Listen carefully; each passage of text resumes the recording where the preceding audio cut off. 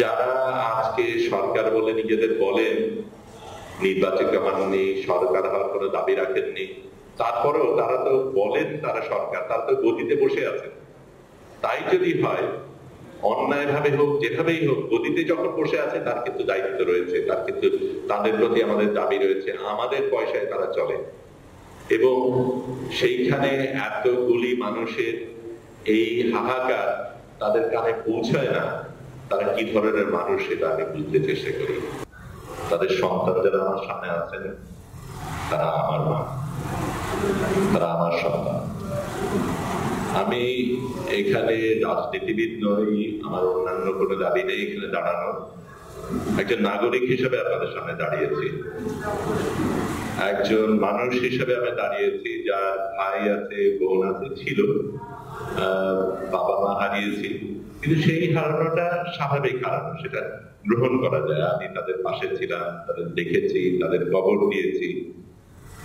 আমার এক ফুফাতো বোন আছেন, টুরিবু নাম, ডাক নাম টুরিবু, ভালো নাম জানিও না।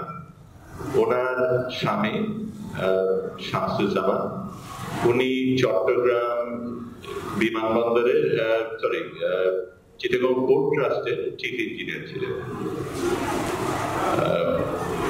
সেই 26শে মার্চ রাতে পাকিস্তান হানাদাররা তাকে নিয়ে যায়, তারপরে আজ পর্যন্ত তাকে পাওয়া যায়নি।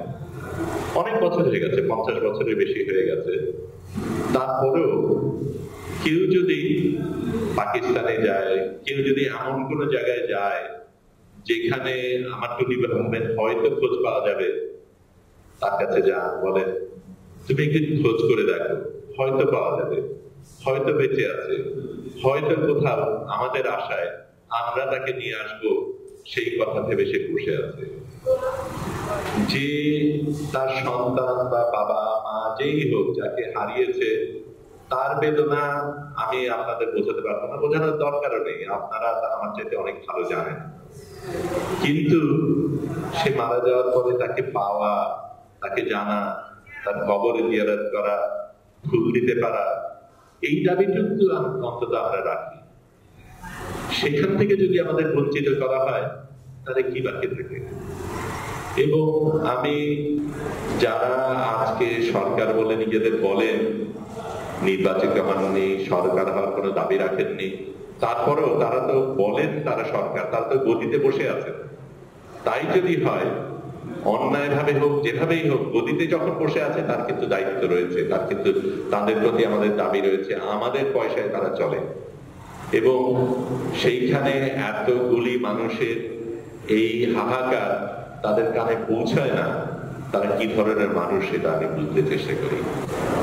পাকিস্তানি হানাদারদের ক্ষেত্রে যা হয়েছিল সেটা, তারা পাকিস্তানি হানাদার, তাদের ক্ষেত্রে আমরা হয়তো সেটা আশা করি।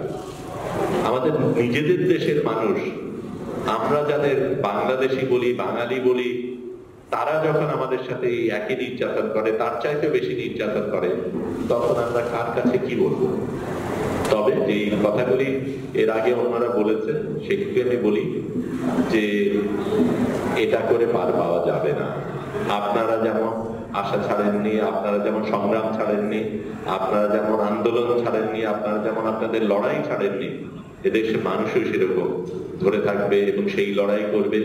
এবং যতদিন না পর্যন্ত আপনারা প্রত্যেকে বিচার পান, ততদিনই আমাদের সংগ্রাম চলবে। ধন্যবাদ। 30 আগস্ট আন্তর্জাতিক ঘুম বিরতি দিবসে মায়ের ডাকে আহ্বানে আয়োজিত আজকের সভার সম্মানিত সভাপতি, উপস্থিত বাংলাদেশের প্রখ্যাত বুদ্ধিজীবী, বাংলাদেশের গণমানুষের কণ্ঠস্বর ডাক্তার জাফরুল্লাহ চৌধুরী, এখানে উপস্থিত ডাকসুর সাবেক ভিপি, সাবেক ছাত্রনেতা, বাংলাদেশের মানুষের অন্যতম কণ্ঠস্বর মাহমুদুর রহমান মান্না, এখানে উপস্থিত আমার শ্রদ্ধাভাজন শিক্ষক, যাকে আপনারা সবাই জানেন আপনাদের অন্যতম কণ্ঠস্বর হিসেবে জনাব আসিফ নজরুল, অধ্যাপক আসিফ নজরুল সহ মঞ্চে উপবিষ্ট মালা ভাই, লিটন ভাই, আমাদের সাকি সাহেব সহ সর্বস্তরের নেতাকর্মী ভাই বোনেরা এবং আমার সামনে উপবিষ্ট ভিকটিম ফ্যামিলির সকল সদস্যবৃন্দ, সবাইকে জানাচ্ছি আসসালামু আলাইকুম। প্রিয় উপস্থিতি, আমরা বিএনপির পক্ষ থেকে এবার একটা পোস্টার বের করেছি, যে পোস্টারের প্রতিপাদ্য বিষয় আমাদের হিউম্যান রাইটস সেলের অন্যতম সদস্য হিটু সাহেব এটাকে তত্ত্বাবধান করেছেন, যে গুম একটি মানবতা বিরোধী অপরাধ। আমরা বলেছি enforce disappearance is a crime against humanity. এটা আমার বক্তব্য না, এটা আন্তর্জাতিকভাবে স্বীকৃত একটি আইনি ব্যাখ্যা। আপনারা জানেন 2009 সাল থেকে 2021 সাল পর্যন্ত 600 মানুষের গুমের শিকার হতে হয়েছে, আমাদের তথ্য সেটা বলছে। এই সময় 3000-এর মতো মানুষ বিনা বিচার বহির্ভূত হত্যাকাণ্ডের শিকার হতে হয়েছে। এই সময়ে বিএনপির নেতাকর্মীদের নামে 35 লক্ষ নেতাকর্মীর নামে মামলা হয়েছে। আর এই সবই হয়েছে রাজনৈতিক উদ্দেশ্যে, ক্ষমতায় টিকে থাকার জন্য, ফাঁসিবাদ কায়েম করার জন্য। হাসিনা তার ক্ষমতাকে চিরস্থায়ীভাবে করার জন্য এই পদক্ষেপ নিয়েছে। এটা রাজনৈতিক সিদ্ধান্তে হয়েছে, এটা কোনো বিচ্ছিন্ন ঘটনা হিসেবে ঘটেনি। সুতরাং এটাকে আমরা বলতে চাচ্ছি এটা ক্রাইম এগেইনস্ট হিউম্যানিটি। আজকে আপনারা যেটা করছেন, রাজনৈতিক প্রতিপক্ষকে ধরে নিয়ে যে গুম করছেন, বিনা বিচারে হত্যা করছেন, হামলা করছেন, মামলা করছেন, মিছিল করতে দিচ্ছেন না, কথা বললে ডিজিটাল সিকিউরিটি একটা মামলা দিচ্ছেন, আর একদিকে বলছেন আপনারা মুক্তিযুদ্ধের চেতনা বাস্তবায়ন করছেন। স্বাধীনতার 50 বছর পরে এসে আজকে প্রশ্ন যাচ্ছে, আগামী প্রজন্মের সামনে উপস্থাপিত হচ্ছে, তাহলে মুক্তিযুদ্ধের চেতনা মানে কি এই ছিল? আমাদের পূর্বপুরুষেরা, আমাদের শহীদরা, আমাদের 30 লক্ষ শহীদের রক্তের বিনিময়ে মুক্তিযুদ্ধে কালিমা লিপ্ত করা হচ্ছে যে মুক্তিযুদ্ধের চেতনা মানে কি এই ছিল যে এদেশের মাটিতে গুম করা হবে, এদেশের মাটিতে বিনা বিচারে হত্যা করা হবে, এদেশের মানুষকে বিনা বিচারে হত্যার মধ্য দিয়ে নৈরাজ্যবাদী শাসন ব্যবস্থা কায়েম করা হবে। এটা কি আমাদের মুক্তিযুদ্ধের চেতনা? এই প্রশ্নটা আজকে জাতির সামনে সবচেয়ে বড় আকারে দেখা দিয়েছে। বন্ধুরা আমার, আগামী প্রজন্মের সামনে আমরা কি উপস্থাপন করতে পারবো? আমরা কোন সত্য ইতিহাস উপস্থাপন করতে পারছি না। আমরা খুন গুমের রাজনীতি দেখছি।